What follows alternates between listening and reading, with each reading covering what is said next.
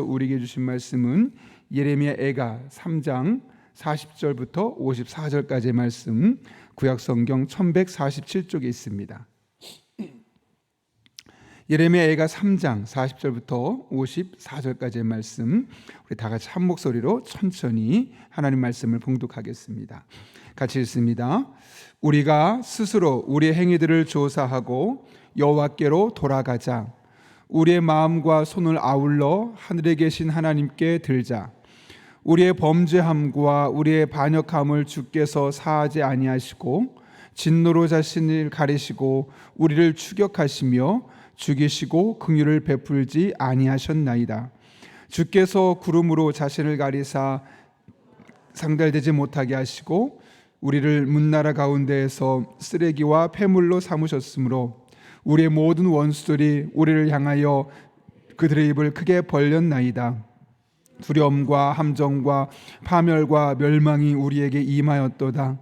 딸 내 백성의 파멸로 말미암아 내 눈에는 눈물이 시내처럼 흐르도다. 내 눈에 흐르는 눈물이 그치지 아니하고 쉬지 아니하며 여호와께서 하늘에서 살피시고 돌보실 때까지니이다. 나는 성읍의 모든 여자들을 내 눈으로 보니 내 심령이 상하는도다. 또 나의 원수들이 이유 없이 나를 새처럼 사냥하는도다. 그들이 내 생명을 끊으려고 나를 구덩이에 넣고 그 위에 돌을 던지며 물이 내 머리 위로 넘치니 내가 스스로 이르기를 이제는 멸절되었다 하도다. 아멘. 올 봄에 저에게 자동차 범칙금 용지가 하나가 왔습니다. 근데 이게 무슨 일이지? 하고 놀라서 쳐다봤는데 더 놀랐습니다. 왜냐하면 무려 12만 원짜리가 왔기 때문에 그렇습니다. 그래서 무슨 내용인가 살펴보니 어린이 보호구역에서 신호를 위반했다는 거예요. 분명히 제 기억에는 어린이 보호구역에서 신호를 위반한 적이 한 번도 없는데 갑자기 어디서 내가 도대체 신호를 위반했나 살펴보니까 교회에서 둔전 쪽으로 가는 이 안쪽 길이 있지 않습니까? 어린이집이 바로 하나 있는데 그 어린이집 앞에 제가 신호를 위반했다는 거죠. 그래서 곰곰이 생각해 봤습니다. 내가 그때 그쪽 길로 가면서 한 번도 신호를 어긴 적이 없는데 무엇 때문일까? 그 원인을 되돌아보니까 그 사진을 보니까 맞다, 내 앞에 높은 차가 있어서 그 차만 보고 따라가다가 신호를 미처 못 봤나 보구나 라는 생각이 문득 떠올랐습니다. 그래서 그날을 경험으로 이제 그날 이후로는 제가 이 어린이 보호구역 앞에서는 제 앞에 차가 높아서 신호가 안 보이나 잘 확인하고 그래서 운전을 더 조심합니다. 그리고 그 이후로는 한 번도 범칙금을 낸 적이 없죠. 그날 그런 면에서 어쩌면 저에게는 그날 범칙금을 낸 것이 저의 운전 습관을 바꿔주는 데 있어서 매우 유익했던 것 같습니다. 왜냐하면 그 뒤로 한 번도 범칙금을 안 냈기 때문에 그런 것이죠. 그런데 이것이 우리의 신앙생활에도 비슷한 일들이 일어납니다. 우리가 무언가를 잘못했을 때 범칙금이 있고 그 범칙금이 무엇 때문인지를 정확하게 인지하고 나면 똑같은 짓을 하지 않으려고 우리가 행동을 바꾸는 것처럼 하나님께서도 우리가 잘못하면 우리 인생에 범칙금 고지서를 내밀 때가 있습니다. 너 이거 잘못했지? 너한테 지금 문제가 있어. 스스로를 돌아보게 하고 그런 과정을 통해서 자신의 삶을 돌이키고 또 그 결과로 인해서 우리는 똑같은 행동을 하지 않으려 하는 그런 삶의 모습을 볼 수 있는 것이죠. 우리가 잘 알고 있는 다윗이 그러지 않았습니까? 하나님께서 다윗의 삶 가운데도 똑같은 범죄를 저지르지 아니하도록 우리아의 아내 밧세바를 범했을 때 아이를 빼앗아가는 일을 하게 하셨고 그 뒤로는 여디디야라는 솔로몬을 낳고 나서 동일한 죄를 범하지 않았던 다윗의 모습을 우리는 기억합니다. 오늘 본문의 말씀도 비슷한 맥락에서 오늘 우리에게 기록되어 있는데요. 본문의 말씀은 오늘 39절의 말씀을 사실을 배경으로 기록되어 있습니다. 39절이 어떻게 기록되어 있습니까? 살아있는 사람은 자기 죄들 때문에 벌을 받나니 어찌 원망하랴. 우리가 살면서 많은 일들은 하나님께서 우리의 죄 때문에 범칙금을 내려서 그 벌을 받고 있는 것이구나 라는 이야기입니다. 지금 남유다가 바벨론에게 멸망하게 되었던 것은 하나님 앞에서 지금 죄를 받고 있다는 것이죠. 그러면서 그 죄를 받고 있는 모습을 42절부터 54절까지 아주 자세하게 매우 현실적인 면에서 어떤 어려움이 있었는지를 소개하고 있습니다. 짧게 몇 가지만 소개하면 43절 보면 긍휼을 베풀지 아니하였다고 이야기합니다. 진노로 자신을 가리시고 우리를 추적하시며 죽이시고 긍휼을 베풀지 아니하셨나이다. 44절에서는 기도가 상달되지 못하겠다는 것이죠. 이렇게 기록되어 있죠. 주께서 구름으로 자신을 가리사 기도가 상달되지 못하게 하시고, 45절에서는 우리를 문나라 가운데서 쓰레기와 폐물로 삼으셨다. 멸시를 당하고 혐오스러운 존재가 되게 하셨다고 이야기합니다. 46절은 원수들이 입을 크게 벌렸다고 합니다. 그 뭐냐면 조롱한다는 거죠. 놀린다는 겁니다. 그래, 너희들 그렇게 될 줄 알았어. 그렇게 교만하더니. 47절은 두려움의 감정에 눌린 삶을 이렇게 표현하고 있죠.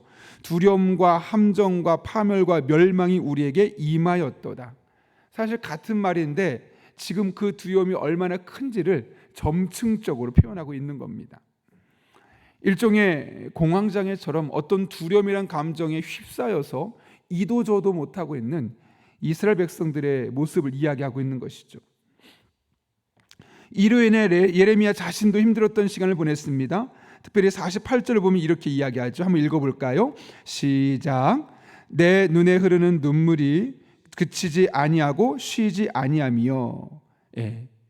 49절이네. 49절 그렇게 돼 있고 50절 보면 여호와께서 하늘에서 살피시고 돌아보실 때까지니이다. 내 눈물이 그치지 않고 계속 흐르고 있습니다. 그 이스라엘 백성들의 이 남유다가 무너져서 고통당하는 모습을 보면서 선지자로서 마음이 너무너무 아픈 겁니다. 우리가 어떻게 하다 이렇게까지 되었을까? 하나님의 백성인데, 하나님의 자녀들인데, 하나님이 책임져 주신다고 했는데 왜 우리 인생이 이렇게까지 된 것일까? 그 이스라엘 백성들의 모습을 보면서 예레미야의 눈에서 눈물이 그치지 않았다는 거죠. 심지어 51절은 이렇게 이야기하죠. 같이 읽겠습니다. 시작. 나의 성읍의 모든 여자들을 내 눈으로 보니 내 심령이 상하는도다. 내 심령이 상하는도다. 눈물을 흘릴 뿐만 아니라 그 마음까지도 상할 정도로 예레미야가 보기에 남유다가 멸망에 속당하고 있는 이 고통스러운 모습이 너무나 힘겨웠다는 거죠.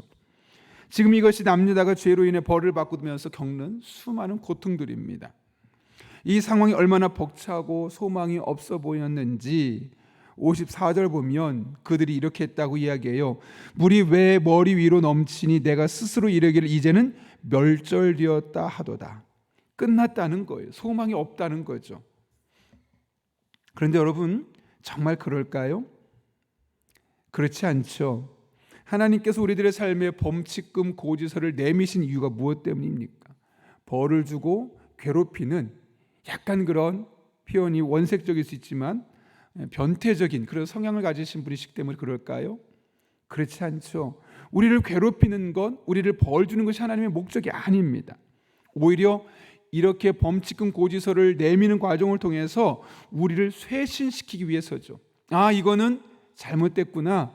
이런 부분에서 우리가 문제가 있었구나.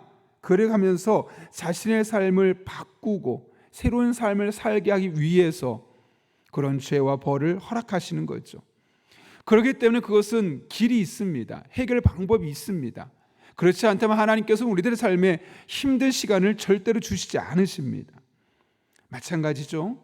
이스라엘 백성에도 그렇게 하셨던 것처럼 우리가 잘못하면 죄를 반복하고 하나님의 이름에 먹칠을 하는 그런 일을 하게 되어지면 반드시 우리들의 삶에 벌이 있을 수밖에 없죠. 반드시 곤란한 일이 생기게 되어 있습니다. 그러나 다시 말하지만 반드시 그 길에서 벗어날 수 있는 길이 있다는 거죠. 그것이 무엇일까? 오늘 예레미야는 본문에서 두 가지를 제시하는데 첫 번째로는 여호와께로 돌아가는 겁니다. 오늘 본문의 말씀을 한번 볼까요? 40절 말씀 같이 다시 한번 읽겠습니다. 시작. 우리가 스스로 우리의 행위들을 조사하고 여호와께로 돌아가자. 여기 여호와께로 돌아가자라고 이야기합니다. 돌아간다라는 말이 도대체 무슨 말일까요, 여러분? 원문 성경을 보게 되면 회개라는 뜻을 갖고 있는 슈브라는 뜻의 단어를 쓰고 있어요. 그러니까 유턴하자는 거예요. 지금까지 바라봤던 삶의 방향과 양식이 잘못되어 있으니 그 길을 아예 돌아가자는 거죠. 여러분, 우리가 잘못된 길을 가고 있으면 어떻게 하는 게 정상입니까? 아, 내가 길을 잘못 들었구나. 그러면 가장 빨리 그 방향을 돌려서 유턴하는 것이 가장 현명한 길일 겁니다. 마찬가지라는 거죠. 지금까지 이스라엘 백성에 있어서 하나님이 삶의 목적이 아니었습니다. 그들에게 목적은 이 세상에서 큰 고생 없이 편안하게 살다가 세상을 떠나는 것이 그들의 삶의 목적이었습니다. 그래서 하나님이 그런 부분에 도움이 된다면 오케이, 하나님 너무나 좋으신 분. 그런데 하나님보다 더 좋은 것이 있어 보이면 하나님만 갖고 그럴 필요는 없어. 우리가 이방신도 섬길 수 있고 다른 나라도 의지할 수 있지, 어떻게 끝까지 하나님만 붙들고 살아갈 수 있어? 그건 참 어리석은 짓이야 라는 판단력을 가지고 지금까지 이스라엘 백성이 그렇게 살아온 겁니다. 하나님도 필요하고 하나님 외의 것도 우리에게 반드시 필요한 것이야. 그래서 그들은 돈 되는 일이면 달려들었고 성공하는 길이라면 서슴지 않고 쌍수를 들고 환영하며 그 길로 앞장섰습니다. 잘못된 길을 향해 시속 100km가 넘는 과속을 했다 해도 과언이 아닐 정도로 이스라엘 백성들의 삶은 하나님부터 돌아선 길을 향해 열심히 달려가고 있었다는 것이죠. 이런 상황에서 예레미야가 뭐라고 말하냐면 스스로 행위를 조사해보자. 지금 이런 어려움을 겪고 있다면 나의 과거에 내가 하나님 앞에 어떤 행동을 했는지 그 행동들을 스스로 조사해보자. 그냥 뭉뚱그려서 어려운 일이 있었기 때문에 이제 좋아지겠지, 희망 고문을 하는 것이 아니라 다시 한번 심각하게 고민해 보는 겁니다. 나의 삶에, 나의 행동에 어떤 모습이 잘못되었는지를, 행위를 조사하는 것. 히브리어 성경 보면 애쓰고 힘써 살펴보다, 연구하다. 그의 삶의 행적들을 다시 한번 계속 돌아보는 겁니다. 그리고나서 할 일은 뭐냐면 하나님께로 유턴하는 것이죠. 환경이 안 좋아도, 원하는 대로 일이 풀어지지 않아도 우리가 끝까지 붙들고 의지해야 될 분은 하나님밖에 없음을 확인하고 그 하나님만을 의지하며 나아가라는 것이죠. 지금 당장 하나님보다 다른 것을 의지하는 것이 효율적이고 효과적이고 사람들이 지혜롭다고 판단하는 것이라 할지라도 나는 하나님이 주시는 판단력이 가장 옳고 하나님을 위해 살아가는 것이 내 인생의 목적입니다 라는 마음으로 인생을 살아가라는 것이죠. 하나님은 우리들의 삶의 우선순위가 되어서 늘 그분을 생각하고 늘 그분을 향한 마음을 품고, 마치 부부가 신혼 초의 감정으로 돌아가기 위해 노력하는 것처럼 나의 신앙을 다시 과거로 돌이켜서 하나님과 영적인 신혼관계를 다시 한번 회복할 수 있는 길로 돌아서라는 거죠. 그럴 때 하나님의 벌은 끝나게 될 것이고, 그럴 때 우리들의 삶에 다시 회복이 임하게 될 것이며, 그럴 때 하나님의 자녀로서 우리는 다시 한번 누릴 수 있는 영적인 특권들을 경험하며 살게 될 것입니다. 여러분, 회개라는 것은 단순히 잘못했습니다 라고 입술로 고백하는 것이 아닙니다. 나의 잘못된 행동을 완전히 바꾸기 위해서 어떤 행동이 잘못된 것일까, 어떤 행동이 나의 삶에 문제를 가져왔을까를 다시 한번 어떻게 합니까? 스스로 행위를 조사해 보는 것이죠. 그리고 나서 하나님께로 돌이키게 될 때 우린 똑같은 일을 통해 범죄하지 않을 것이고 오히려 하나님 앞에 영광스럽게 살아가는 하나님의 자녀들의 삶을 살 수 있게 될 것입니다. 그런 은혜가 스스로 행위를 조사하고 하나님께로 돌이키고자 하는 여러분 위에 임할 수 있기를 예수님의 이름으로 축원합니다. 두 번째로 예레미야가 제시하는 길은 하나님 앞에 기도하자는 거죠. 여러분 41절 읽어볼까요? 같이 읽겠습니다. 시작. 우리의 마음과 손을 아울러. 아멘. 여러분, 여기서 손을 든다는 것은 무엇을 의미할까요? 구약 성경에서 손을 든다는 것은 여러 행위들이 있지만 가장 대표적인 것은 기도한다는 거예요. 그런데 어떻게 기도하라 그래요?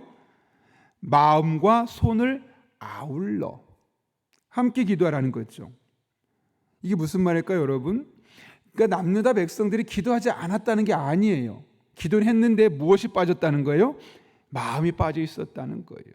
그러니까 기도라는 행위만 하는 것이 아니라 그 기도에 마음을 담아서 기도하는 것이 필요하다는 겁니다.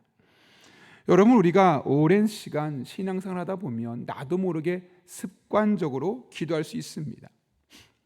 그것이 삶의 방식이었기 때문에 습관적으로 새벽에 일어나서 기도하고, 습관적으로 수요일날 나와서 기도하고, 그거 하지 않으면 뭔가 어색하니까 나와서 기도하고, 그래서 기도라는 행위는 하고 있지만 정말 그 속에 마음이 담겨 있지 않아서 짧게 기도라는 형식만 채우고 돌아가려 할 때가 우리들의 삶에 얼마나 많은지 모릅니다.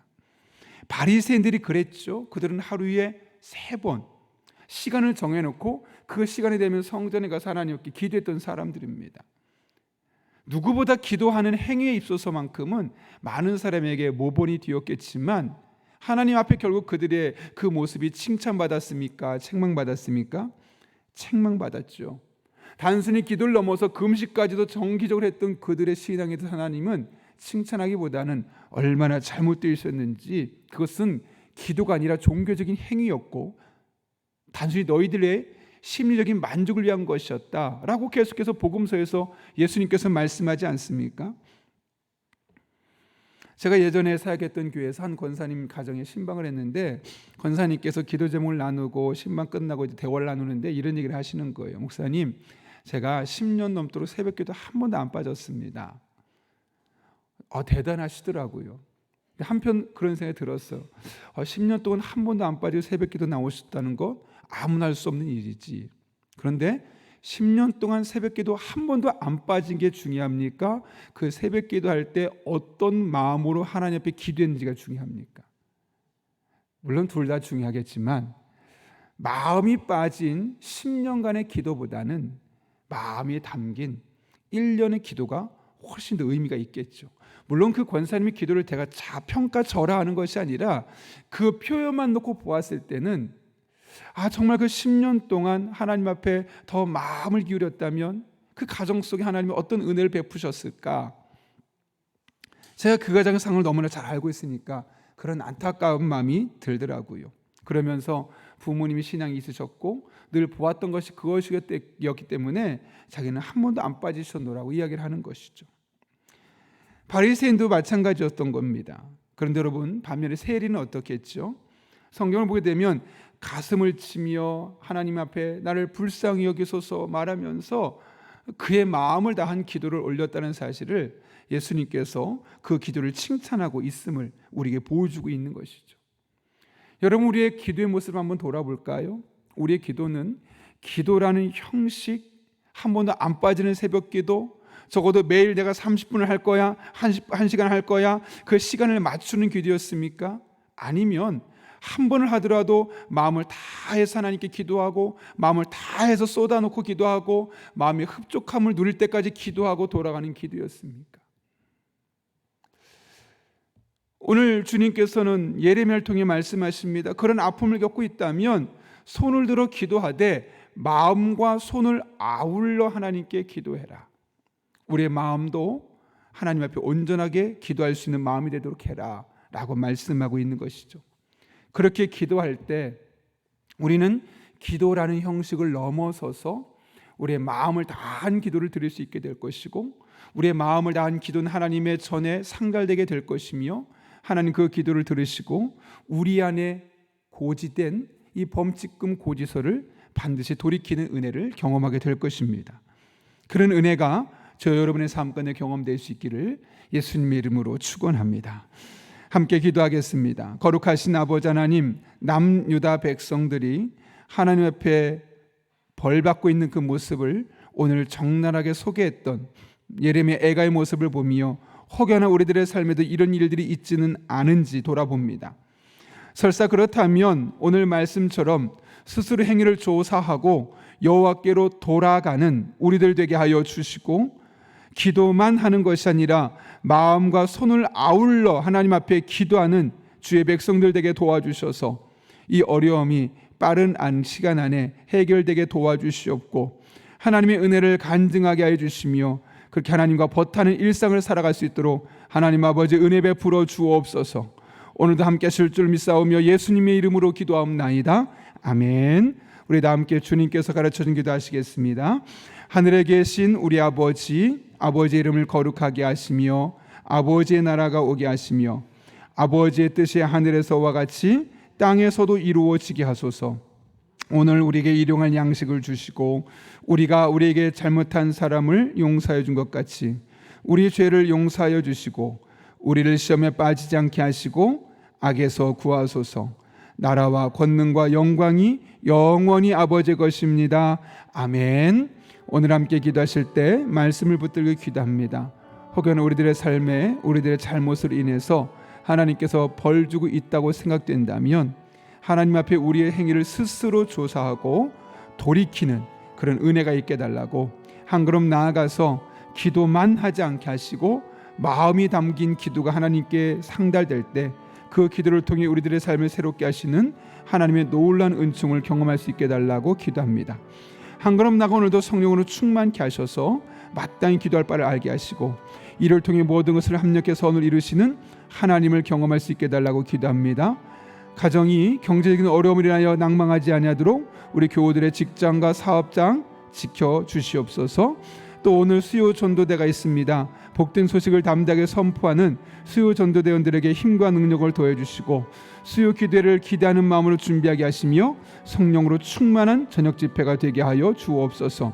또한 블레싱데이로 전도대 생자들을 위해서 기도하고 있습니다. 그 영혼들의 마음의 문을 열어주셔서 복음을 받아들일 수 있는 은혜가 있게 하시고 금요일에 있을 영화데이에도 많은 분들이 오셔서 함께 하나님의 은혜를 만날 수 있는 그런 시간 되게 해달라고 또 수험생들과 취업을 준비하는 학생들과 청년들의 길을 열어주시고 하나님께서 그들에게 지혜를 주셔서 끝까지 지치지 않게 하시고 좋은 성적으로 또 좋은 결과로 하나님 앞에 영광을 올려드릴 수 있게 해달라고 또 이 나라 이 민족을 위해 기도합니다. 소외된 자들과 약자들의 꿈과 소망을 마음껏 품을 수 있는 대한민국이 될 수 있게 해달라고 또 차별금지법과 같은 왜곡된 법안이 부결되어지고 그 이 땅에 모든 것이 건전한 하나님 나라 법칙이 세워질 수 있게 달라고 이 같은 기도 제목과 여러분의 기도가 필요한 분들을 위해서 함께 기도하겠습니다. 거룩하신 아버지 하나님, 오늘도 우리를 불러주셔서 하나님을 바라볼 수 있게 하시고 의지할 수 있게 하시고 하나님 나라를 위해 힘쓸 수 있게 하시는 은혜 진심으로 감사를 드립니다. 하나님만을 바라보며 온전한 모습으로 나아가길 원하오니 우리 성도들에게 복을 주시고 우리 성도들의 삶을 새롭게 하시고 하나님 앞에 온전한 모습으로 영광을 드릴 수 있도록 아버지 하나님 은총 더하여 주옵소서. 하나님만을 바라보며 나아갑니다. 하나님만을 의지하며 나아갑니다. 거룩하신 아버지 하나님, 살아계신 아버지 하나님, 전능하신 아버지 하나님, 우리 성도들의 삶 가운데 하나님 은혜를 베풀어 주시고 능력으로